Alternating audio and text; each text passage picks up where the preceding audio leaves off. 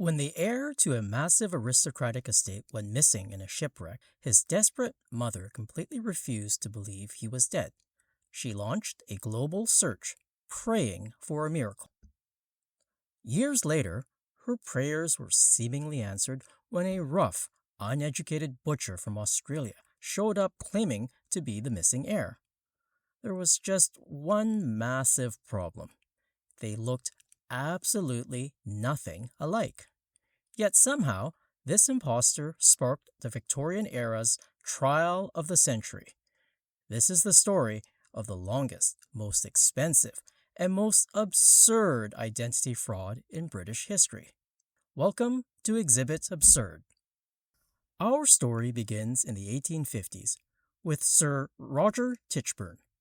Roger was the young, incredibly wealthy heir to the Tichborne baronetcy, one of the oldest and most prestigious Catholic families in England, whose distinguished roots in Hampshire dated back to Saxon times, 2 centuries before the Norman conquest in 1066. To understand the stakes here, the Tichborne estate generated roughly £24,000 a year in passive income. In the 1850s, that converted to roughly 115,000 US dollars. In today's money, that is an eye-watering 3.5 million pounds or $4.5 million every single year just for existing. Roger was raised heavily in France. He was a slender, delicate young man who spoke English with a heavy French accent, had straight, dark hair, and famously had several distinct tattoos. In 1853, Roger left England to travel through South America and Mexico, a trip meant to help him recover from a broken heart after his family disapproved of his wish to marry his cousin, Catherine. In 1854, Roger was traveling off the coast of South America when his ship, the Bella, went down. The ship completely vanished, and only one empty longboat was ever found. He was officially declared dead, and the massive estate passed to his younger brother. But his mother, Lady Henriette Tichborne, was utterly consumed by grief and delusion. She maintained a faint, desperate hope that another ship had rescued the survivors. Her denial was cemented when a Parisian clairvoyant assured her that Roger was alive and well on an island. Refusing to accept reality, she began placing desperate advertisements in newspapers all over the globe, offering massive rewards for any information on her son. 12 years later, in 1866, Lady Tichborne received a letter from Australia. A man living in the remote, dusty town of Wagga Wagga claimed to be the missing Sir Roger. The man's actual name was Arthur Orton, a former slaughterhouse worker and butcher. He was currently going by the alias Thomas Castro.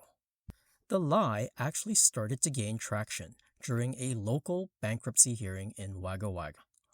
While facing severe financial ruin, Orton cryptically testified about an entitlement to property in England and claimed he had survived a shipwreck.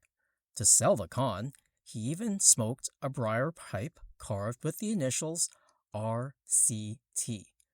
This ridiculous performance convinced a local lawyer to formally identify him as the missing Roger Tichborne.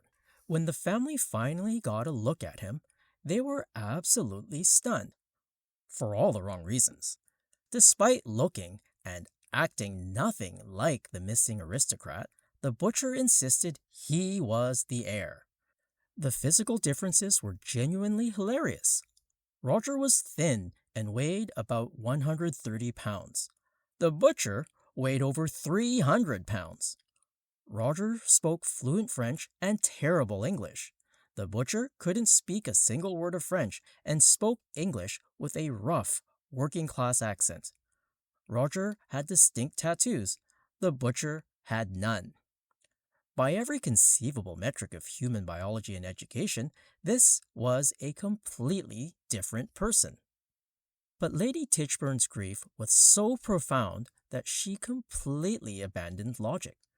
Her emotional vulnerability had recently peaked because her younger son, Alfred, who had inherited the title, died in 1866. Having lost her second son, she was desperate for her first to miraculously return. The claimant further manipulated her by reciting precise details about Roger's childhood, information he had secretly extracted from Andrew Bogle, a former enslaved Jamaican who had served as a Tichborne family valet and traveled with Orton to England. When the claimant finally traveled to Paris to meet her, he supposedly felt ill and lay on a hotel bed fully clothed, facing the wall. Lady Tichborne walked into the dimly lit room, looked at the massive back of a man she hadn't seen in over a decade, and instantly declared, "He looks like his father, and his ears look like his uncle's." Just like that, she accepted him. She immediately granted him an allowance of £1,000 a year, which translates to a highly comfortable £120,000 or $150,000 today. Flush with cash, the butcher moved to London, bloated up his weight to 390 pounds, and began living the high life as an English aristocrat. But the rest of the Tichborne family was absolutely furious. They knew he was an impostor, and they were preparing for war. The claimant's free ride crashed to a halt in 1868 when Lady Tichborne suddenly died. The family immediately cut off his allowance and ordered him off the estate. Unwilling to go back to a slaughterhouse, the butcher filed a lawsuit to formally claim his title and the land. The ensuing civil trial over the estate and his identity fraud became the longest in British legal history at the time. The case of Tichborne and Lushington began in 1871 and dragged on for an agonizing 102 days. In the courtroom, the butcher's story completely fell apart under cross-examination. He couldn't remember the name of Roger's childhood dogs. He couldn't remember any French. And he couldn't explain what happened to his tattoos. After hearing the devastating evidence, the jury didn't even need to deliberate. They dismissed the butcher's claim, and he was immediately arrested by the Crown for perjury.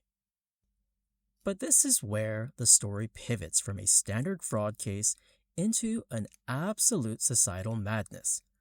Despite being exposed as a liar in court, the butcher gained a massive cult following. To the working class of Victorian England, Arthur Orton wasn't a con artist. He was a working class hero taking on the snobby, corrupt British elite. The ensuing criminal trial for perjury essentially began tearing society apart over who to believe. The public raised massive defense funds for him. They bought Tichborne claimant souvenir plates, wrote songs about him, and cheered him in the streets like a rock star. His criminal trial, Regina and Castro, began in 1873 and made the civil trial look like a speed run. It lasted an unbelievable 188 days in court. The legal fees for the Crown to prosecute him cost roughly £55,000, about £6.5 million or $8.2 million today. Finally, in February 1874, the jury had heard enough. It took them less than 30 minutes to find him guilty of perjury.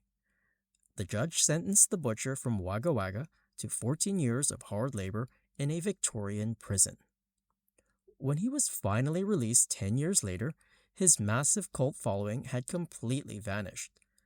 Desperate for money, he actually sold a full confession to a newspaper in 1895, admitting that he was, in fact, Arthur Orton the butcher, and he had made the whole thing up. Ironically, he later retracted the confession, but no one cared anymore. He died in sheer poverty in 1898. The Tichborne claimant case remains one of the most baffling legal sagas in history. It proves that with enough confidence, a mother's blind grief, and a public desperate for a hero, a 300-pound butcher can nearly steal one of the oldest dynasties in England. If you want to uncover more bizarre evidence from the most chaotic archives of legal history, make sure to hit that like and subscribe button. Thank you so much for listening, and we'll see you next time on Exhibit Absurd.